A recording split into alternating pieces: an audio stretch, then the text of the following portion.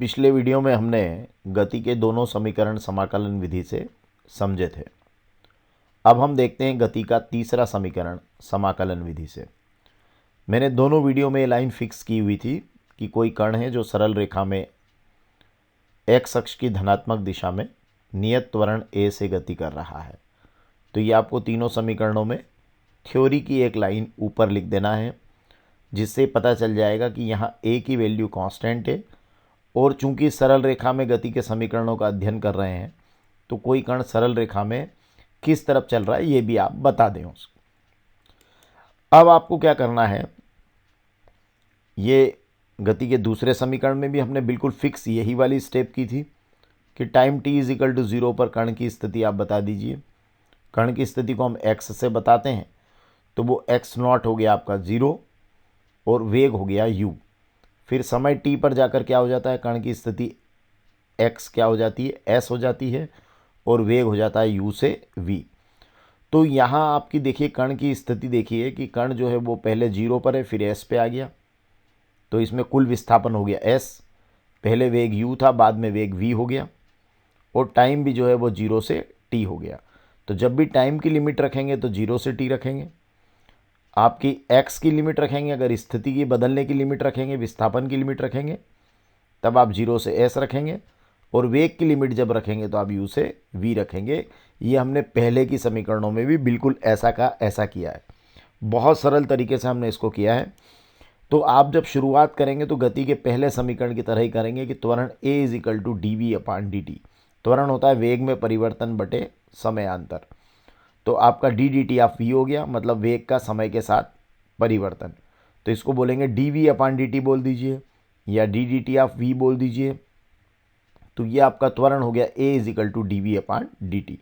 अब आपको यहाँ से क्या करना है कि इसमें आप क्रॉस मल्टीप्लाई करने के पहले, क्योंकि अगर आपने क्रॉस मल्टीप्लाई कर दिया तो ये पहला समीकरण बन जाएगा, तो इसके पहले आपको क्या करना पड़ेगा कि आप यहाँ पर इसकी एंट्री कीजिए कि आपको यहाँ पर वेग की एंट्री करना है, क्योंकि गति का तीसरा समीकरण आपको याद होना चाहिए।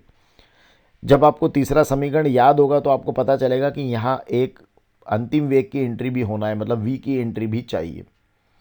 तो फिर ऐसे में आपने क्या किया, देखिए आप यहाँ पर d v upon d x कर दिया और d x upon d t. तो देखिए डी एक्स से डी एक्स कटेगा तो ये d v upon d t आ जाएगा, मतलब कण की स्थिति का एक इंटर जो है इसमें डालना पड़ेगा डी एक्स का।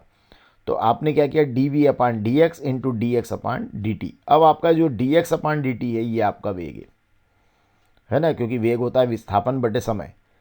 तो स्थिति परिवर्तन के साथ समय का जो अनुपात है उसको हम कहते हैं वेग। तो ये आपका v बन जाएगा। तो ऐसे हालात में आपका क्या हो जाएगा, a इज इक्वल टू हो जाएगा d v upon d x into v. अब आप क्रॉस मल्टीप्लाई कर लीजिए। तो पहली समीकरण और तीसरी समीकरण में ये फ़र्क है कि पहली समीकरण में यही क्रॉस मल्टीप्लाई हो जाता है और तीसरी समीकरण में ये v को लिखने के बाद क्रॉस मल्टीप्लाई होता है। तो हो गया a d x is equal to v d v. अब आप लिमिट में चले जाइए, समाकलन कर दीजिए।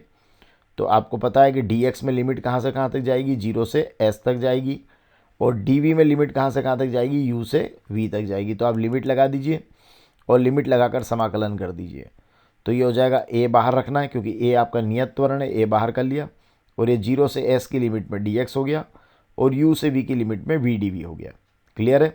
देखिए a बाहर, dx लिखा है तो लिमिट कहाँ जाएगी, अगर समाकलन करेंगे तो x की लिमिट कहाँ से कहाँ तक जा रही है, 0 से s तक।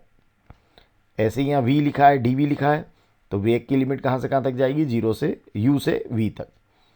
ठीक है। अब आपको जो पता है वो कई बार हम कर चुके हैं कि इंटीग्रेशन ऑफ dx तो आपका खाली x हो जाएगा और ये आपका इंटीग्रेशन v जो है आपका v स्क्वायर बाय 2 हो जाएगा। तो यहाँ आप जो जानते हैं वो आपने लिख दिया कि integration of d v is equal to v होता है, तो integration of d x is equal to क्या हो जाएगा, आपका x हो जाएगा। तो यहाँ आप x लिख देंगे और इंटीग्रेशन ऑफ v जो है वो हो जाएगा v स्क्वायर बाय 2। तो ये वैल्यू आप पुट कर दीजिए। तो देखिए ध्यान से ये a लिखा है और इंटीग्रेशन ऑफ dx की जगह x लिख दिया और ये लिमिट पीछे लगा दिया आपने 0 से s। ठीक है, ये इंटीग्रेशन हल करने का तरीका है। अब आपका इंटीग्रेशन ऑफ v डी तो ये हो गया v स्क्वायर बाय 2। इंटीग्रेशन भी हट जाएगा, डी भी हट जाएगा, v स्क्वायर बाय 2, और लिमिट कहाँ से कहाँ तक चली गई, u से v, तो ये u से v लिख दिया।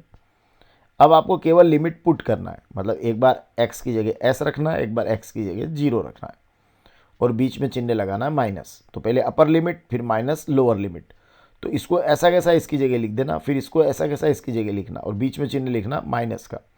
तो क्या बन जाएगा ये आपका, ये हो जाएगा आपका a और ये x की जगह s लिख दिया, x की जगह 0 लिख दिया, बीच में चिन्ह माइनस का। तो a s minus 0 is equal to, अब देखिए यहाँ पर ये वैल्यू पुट करना है तो पहले v की जगह v लिखना पड़ेगा, तो ये तो v²/2 ही रहेगा।